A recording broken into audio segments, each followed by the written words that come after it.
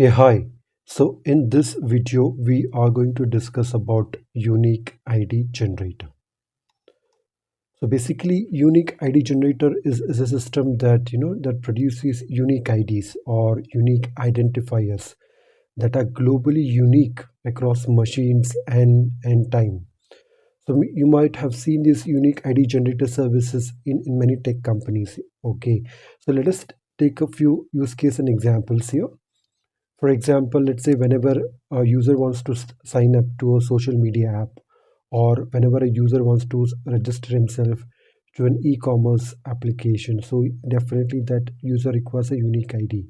So we need a way where we can generate this unique ID globally. For example, we may want millions of user IDs which are unique without any collisions whatsoever. Similarly, here we have an e-commerce application where every order ID must have a unique ID. And similarly, if we are having uh, WhatsApp messages, so each message which is there is having unique ID, and the message is which are generated from the message queue should have a unique ID for that matter. So any customer ID, any order ID, any invoice ID in an e-commerce applications, both all of them should be unique in nature and there should not be any duplicates per se. Okay, so what are the functional requirements? What are the main functional requirements for this specific unique ID generation service? Okay, so first and foremost, and very important, is that every ID generated here must be globally unique across machines. So there should be no collisions whatsoever. Okay, and the ID which we are generating here should be of compact size. It should be around 64 bit here, and it should only contain numbers. Okay, and it should not be alphanumeric, and it should not have any special characters for that matter. Okay, and what are the non-functional requirements here? The system should generate very high number of IDs per second. Okay, that's a high throughput which you are expecting. Okay, and it should have low latency. The generation of ID should be very fast. It should not happen that a service is waiting for the new ID should be generated. Okay, it should have a low latency. And as the number of nodes which you add in your system, the number of IDs generating capacity should also grow. For example, system should be able to grow horizontally as the demand grows. And this definitely the service should be highly available. That it should not be there should not be any downtime here, because then the other services which are dependent on this specific service would be stuck. So these are the non-functional requirements. So we'll take different approaches here to find out which one of them is the right one. For example, UUIDs are there, universally unique identifiers. Okay, but the problem here is they are very random. Definitely, there is no coordination required here, and each service, each node is going to generate a unique ID here. But there are 120 bit, 120 bit long, 20 bits long, and they are not ordered, and we cannot just decode and find out on which node generated the sequence number at what time. Okay, so this is an approach which we will not take into consideration. Second approach is the Redis counter. Definitely, Redis has an automatic increment command. Okay, these are good for distributed systems, but this there can be a single point of kill. Let's say this Redis goes down. Okay, then we won't be able to get the unique IDs here, or it can also introduce something called as a network latency. Okay, that also is a problem. So this approach also will not take into consideration. So there is something called as a Snowflake ID generator. It was originally built by Twitter. Okay, so Snowflake ID generator generates a unique time order 64-bit. That is what actually we are looking for. So they are globally unique and they are actually ordered by time, fast to generate, and they are compact. So we'll see this approach. This is the approach which is widely used by Twitter and Instagram. So let us see how this approach works. Okay, so what is the structure of the Snowflake ID? Okay, if you see here, it is 64-bit. So first one is reserved, which I have not shown it here, but next 41-bit is a timestamp. So this is going to store the timestamp since the custom epoch. Okay, okay, this in milliseconds. And the next 10 bits is going to store the node ID. So each generated node gets a unique ID. So 10 bit means 2 raised to 10 means it can generate 1024 nodes can be generated independently. Okay, we can scale this application to this thousands of nodes here. Similarly, the next 12-bit sequence, each node can generate 4096 IDs per millisecond. So one node can generate 4096 IDs per millisecond. So this is the power of this Snowflake ID. So let us take an example here. Okay, let's say we have a time slot offset of this much, and the node ID number is 57, and the sequence here is 23 here.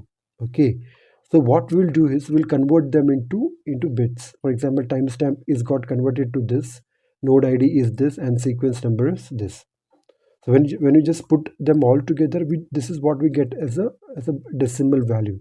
So this is the decimal value which a client expects, and we can also you know convert this decimal back to binary, and we can just go backwards from the 12-bit sequence number. We can just find out what is the sequence number used here, and if we just go here and find out which node ID generated this specific unique ID, okay, and at what time step it got generated.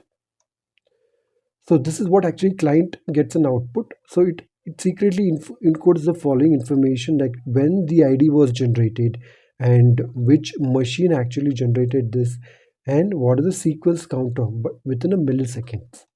Okay, so these are the system components. So for example, we have a client, it's a very simple one, and we have an ID generation service here. So client calls an API call to generate it. The ID generation service will give back the unique ID. Okay, if we are scaling up the service with multiple nodes, then we can have a load balancer which is going to distribute the load to the ID generation service. So the client is connecting to the load balancer, and that's how it's going to happen. Now, since we have a ID generation service here, and we have seen here in example here that we have a 10-bit node ID, and this node ID should always be unique. So each node should get a unique ID. So for that specific purpose, we use something called as Zookeeper, which is a coordination service. So this node coordinator assigns a unique ID to each service, and it ensures that no machines uses the same node ID. If the node ID is same for the machine, there's a chance of generating the same unique IDs. Okay, so this can lead to collisions, and it may happen that we may generate a duplicate unique IDs. So what is Zookeeper here? Just a brief note here. Zookeeper has a feature called as sequential nodes. Okay, when you create a Z nodes with sequential flag, this is how it creates. Zookeeper will automatically append a monotonically increasing counter here. So what will happen is the client will take this, fetch the counter sequence number from here and assign a node ID to itself. Each client requests a new Z node and extract a sequence to get a global unique ordered ID. This is in a sense a node ID. So this node ID will always be unique, so that we can get a unique sequence, so that we can get a unique ID generated. So let us discuss about high availability.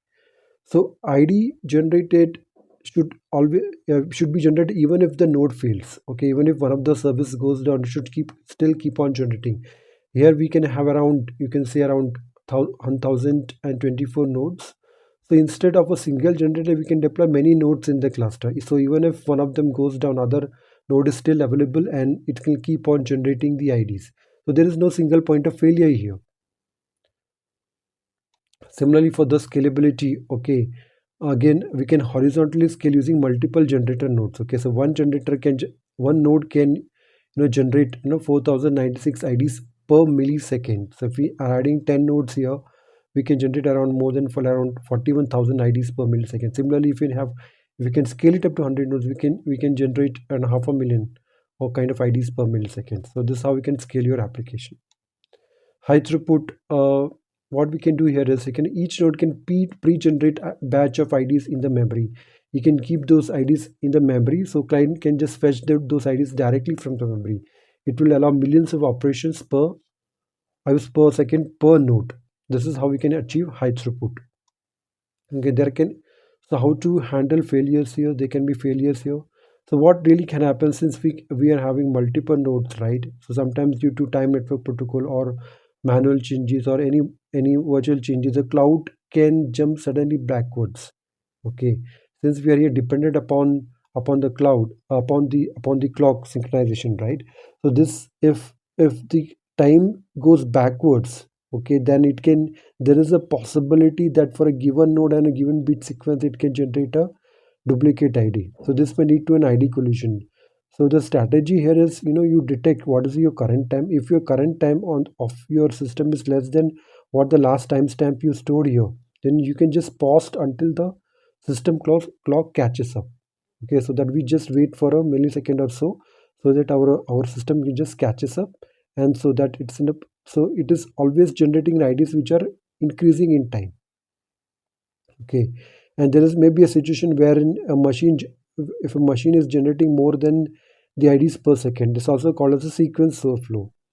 So to avoid this, the strategy which we can employ is we can just wait for the next milliseconds. Okay, so that it, so then it can, for the next millisecond, a given node can generate a unique ID. So this is how we handle failures. So that's it about unique ID generation. I hope this was helpful.